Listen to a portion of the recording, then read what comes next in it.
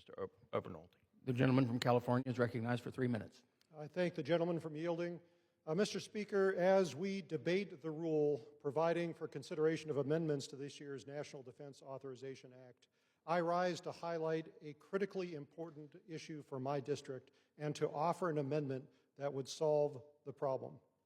Mr. Speaker, I represent a vast district in Southern California, and among the 5 military bases that I represent is the Marine Air-Ground Combat Center in 29 Palms. This is a critically important national asset where large-scale training operations are conducted that are available nowhere else in the world. Recently, the Marine Corps has proposed to expand the scale of operations and training at that base, which I fully support. And to accomplish that expansion would require an expansion of the restricted airspace that is above those training operations. We want to make sure the Marine Corps has access to all of the airspace they need to conduct their operations. But, Mr. Speaker, they are going about it in an extremely troubling way. They are proposing to create a new restricted area over this airspace, which would restrict the public's access to that effectively full-time, despite the fact that the Marine Corps only proposes to make use of this airspace 60 or fewer days every year. That's less than 20% of the time, Mr. Speaker. The problem with this is it's going to have a devastating impact on 4 local area airports, as well as operations in the adjacent Johnson Valley, which is home to the King of the Hammers, Mr. Speaker, one of the largest off-roading races in the world, and one in which over 80,000 spectators enjoy every year in my district. These operations will be in jeopardy if the public is restricted from accessing that airspace.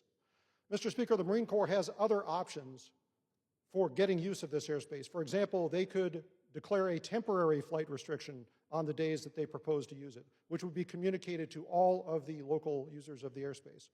Or, Mr. Speaker, they could better and more effectively communicate when they are using that airspace to other airspace users so the public would be aware of when the military needed the airspace and when the public had access to that.